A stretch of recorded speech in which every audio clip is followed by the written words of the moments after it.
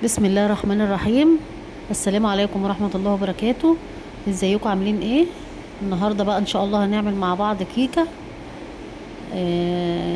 جربوها معايا كده وشوفوا الطريقة بتاعتها هتعجبكم. جميلة اسفنجية وطرية وهشة وجميلة. هنجيب بقى المقادير مع بعض اهو. بسم الله الرحمن الرحيم. عندك النهاردة 3 بيضات وكوباية لبن و3 كوبايات دقيق مش مليانين يعني، وكوباية عصير برتقال وكوباية سكر بودرة. سكر يكون ابيض طبعا عشان خاطر بيبقى العجينة فاتحة. وعندك 3/4 كوباية سمنة ونص كوباية زيت. خليكم معايا وهنشوف هنعمل ايه النهارده. طبعا ما تنسوش التكه اللي انا قلت لكم عليها، ان شاء الله في تكه كده حاجه كده هتفرق، تخلي الكيكه من جوه بيضه وجميله. جبنا بقى الحاجات اهيت، وهننزل بقى بالبيض اهو ونحط عليه الفانيليا. 3 بيضات عليهم 3 باكو فانيليا. هنضربهم طبعا مع بعض. خليكم معايا وهنشوف هنعمل ايه. خلاص كده بقى هنبتدي نضرب فيهم. طبعا هنعمل بالمضرب او بالخلاط مش هتفرق اي حاجه، المهم ان احنا نضربهم كويس لحد ما يدمجوا مع بعض، البيض مع الفانيليا. وبعد كده هنحط السكر ونضربهم مع بعض شويه لحد ما يبقوا خليط كده، يعني ممزوج مع بعض، عامل زي الكريمه.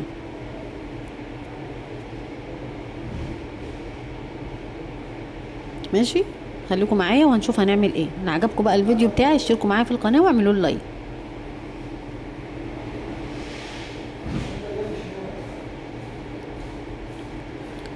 طبعا احنا بقى اهم حاجه بنقعد نضرب فيها كتير عشان خاطر ايه، تبقى يعني ما تبقاش مكتومه، تبقى هشه كده وجميله. وطبعا بننزل بالمقادير واحده واحده، يعني السكر اهو ما كبتوش كله مره واحده، بنزل بيه حبه حبه مع الضرب، مع الاستمرار في الضرب في اتجاه واحد عشان الهواء. ماشي، بعد كده هننزل بالمكونات كلها بقى ورا بعضها، البرتقان وبعدين الشيف كيك طبعا مع بيفرق طبعا مع الدقيق واللبن اهو والسمنه والزيت كله مع بعض. خليكم معايا للاخر وهنشوف. ابتدى بقى المكونات كلها هي السايله كلها ابتدت خلاص اهي تتعمل مع بعضها، تتمزج مع بعضها. طبعا انا بقعد اضرب فيها لحد ما اظبطها، عشان لما بحط الدقيق ما بضربش، بلفها لفه كده في اتجاه واحد وخلاص. ادي حطينا اللبن اهو، دي اخر حاجه. بعد كده ننزل بالدقيق والشيف كيك. خليكم معايا للاخر وهنشوف هنعمل ايه. يلا بينا اهو خلصنا. هي دي بقى التكه اللي انا بقول لكم عليها اهي. معلقه الخل، معلقه الخل دي بتفرق جامد في الكيكه، بتخليها عاليه كده واسفنجيه، وبتخليها قلبها ابيض من جوه. او عصره ليمونه اللي يريحكم، يا دي او دي. وادي الشيف كيك اهو هنضيفه.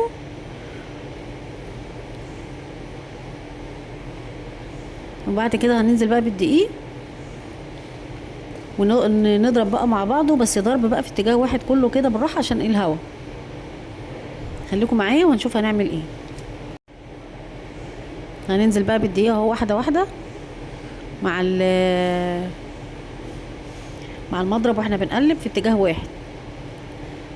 طبعا الدقيق احنا نخلناه كويس مرتين 3 كده عشان ايه نظبطه، عشان ينزل كده يبقى ما فيهوش هوا وجميل.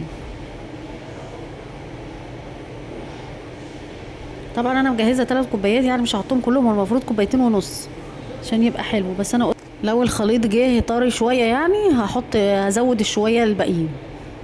ما جاش خلاص، يبقى احنا كده ايه الحمد لله ماشيين مظبوط. اهو دي 3 كوباية او تاني كوباية تقريبا. لا دي 3 كوباية. خليكم معايا. الخليط ابتدى يتمزج مع بعض اهو، بقى ابتدى يتظبط، شايفين ما شاء الله كل الضرب اهو في اتجاه واحد.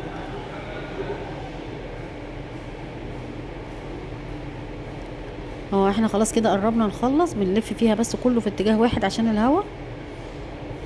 بسم الله ما شاء الله، جميلة ازاي، شايفين حاجة جميلة. خليكم معايا وهنشوف هنعمل ايه.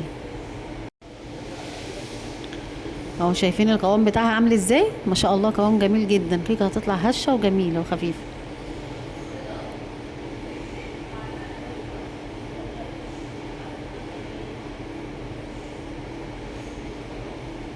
خليكم معايا وهنشوف هنعمل ايه.